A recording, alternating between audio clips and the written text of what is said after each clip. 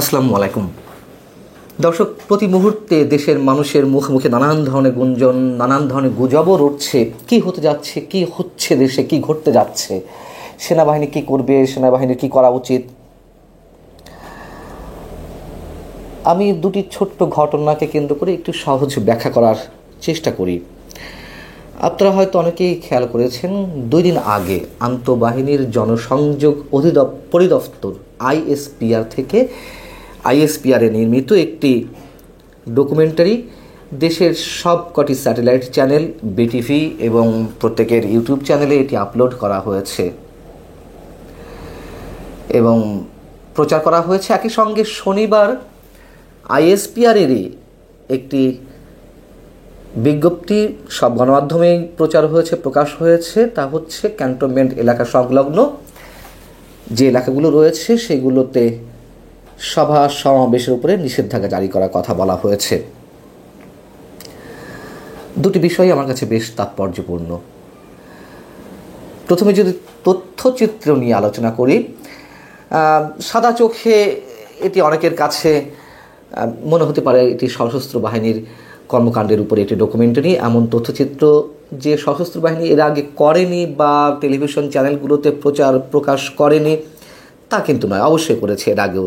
তবে এবারেরটি আমার কাছে একটা আলাদা ইঙ্গিত বহন করে। খেয়াল করলে দেখবেন যে এটির শিরোনাম প্রথমেই আমার সোনার বাংলা, আমি তোমায় ভালোবাসি, এবং এই জাতীয় সঙ্গীতের এই লাইনটিকে কেন্দ্র করে আলাদা একটি গান নির্মাণ করা, তথ্যচিত্রকে কেন্দ্র করে সশস্ত্র বাহিনীর উপলক্ষে। যখন বিভিন্ন দিক থেকে আমাদের জাতীয় সঙ্গীতের উপরে আঘাত আসছে, জাতীয় সঙ্গীত কেউ কেউ গাইছেন, তার সামনে দাঁড়িয়ে আরেকটি পক্ষ অমুকের দালাল, অমুকের এজেন্ট বলে তুচ্ছ তাচ্ছিল্য হুমকি দেওয়া হচ্ছে, তখন আমাদের জাতীয় সঙ্গীতের প্রথম লাইনটি সশস্ত্র বাহিনীর এই ডকুমেন্টারিটিতে ব্যবহার করা খুবই তাৎপর্যপূর্ণ। আপনারা যারা তথ্যচিত্রটি দেখেছেন নিশ্চয়ই খেয়াল করেছেন যে এটি গতানুগতিক। এই জন্য গতানুগতিক বলছি যে দেশের বিভিন্ন প্রাকৃতিক দুর্যোগের সময় সশস্ত্র বাহিনীর সদস্যদের, সেনা, নৌ বিমান বাহিনীর সদস্যদের যেই মানবিক কাজগুলো, জীবনের ঝুঁকি নিয়ে যে মানুষকে উদ্ধার করা বা মানুষের মাঝে জীবন উদ্ধারকারী সামগ্রী পৌঁছে দেওয়া, সেগুলো এখানে তুলে আনা হয়েছে। এখানে 5 আগস্ট অভ্যুত্থানে সেনা সদস্যরা যে সাধারণ মানুষের কাতারে এসে দাঁড়িয়েছিলেন তারও কয়েকটি দৃশ্য এখানে তুলে আনা হয়েছে। এবং 5 আগস্ট সেনা প্রধান প্রথম যে বক্তব্যটি দিয়েছিলেন জাতির উদ্দেশ্যে, যেটি সব টেলিভিশন চ্যানেলে টেলিকাস্ট করা হয়েছিল, তারও একটি খণ্ডচিত্র এখানে তুলে আনা হয়েছে। এগুলো দেখানোর মানে কি? যদি সহজভাবে প্রশ্ন করি, বিষয়গুলো সহজ অনেক। এই মুহূর্তে আমাদের সামনে মানুষের মুখে মুখে দেশের জন্য সবচেয়ে স্পর্শকাতর এবং আলোচিত ইস্যু কোনটি?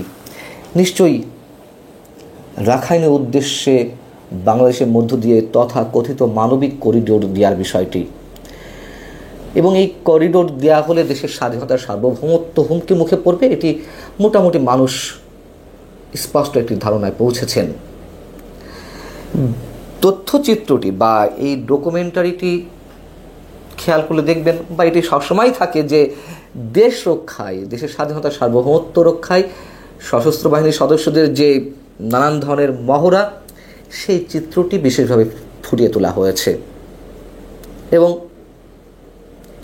এর মধ্য দিয়ে কি সেনাবাহিনী করিডোরের পক্ষে নয় তারই একটি মেসেজ দেওয়ার চেষ্টা করা হলো, দেশ রক্ষায় সেনাবাহিনী সদা প্রস্তুত।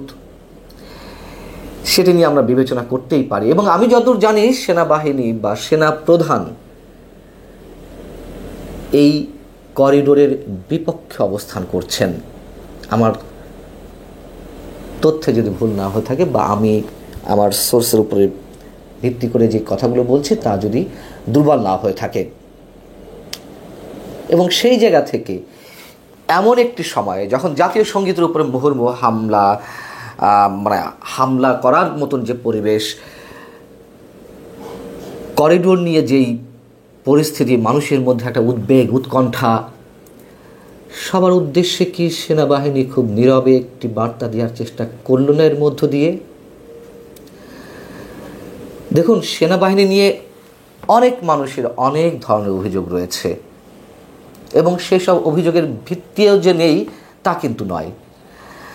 সেনাপ্রধানকে দুই পক্ষই শত্রু মনে করছেন। আওয়ামী লীগের নেতা কর্মী সমর্থকদের একটি বিশাল অংশ, পাশাপাশি সরকারের একটি অংশ সেনাপ্রধানকে বিশ্বাস করতে পারছেন না, সে কথা আমি বরাবর বলে আসছি।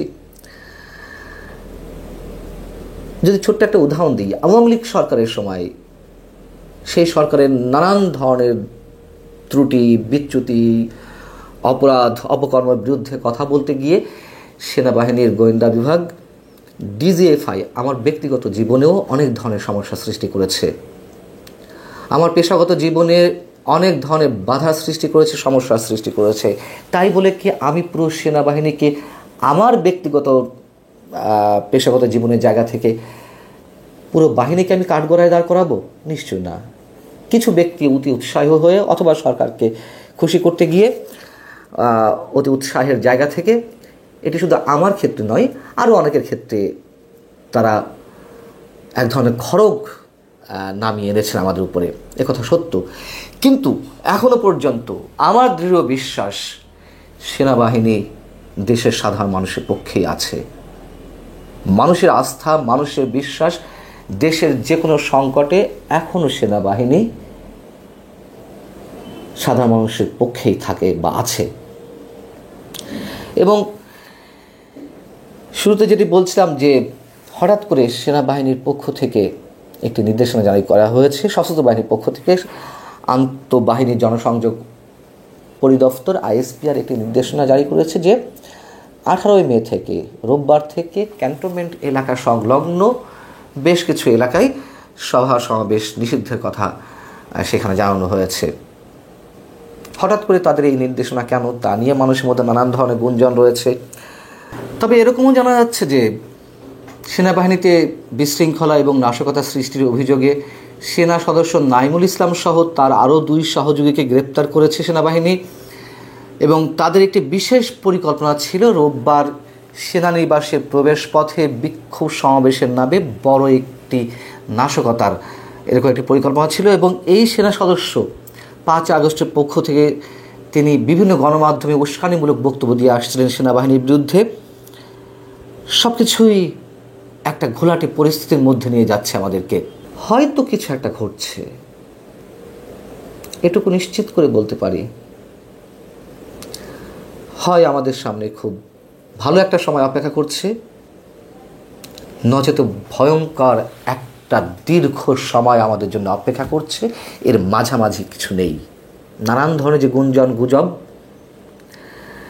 সেই জায়গার শেষ কখন হবে, কখন এর পরিসমাপ্তি ঘটবে, কত দিনে ঘটবে, আমরা নিশ্চিত করে বলতে পারি না হয়তো কেউই। আমাদেরকে অপেক্ষা করতে হবে। অবশ্যই সূর্য উঠবে। ভালো থাকুন সবাই। আল্লাহ হাফেজ।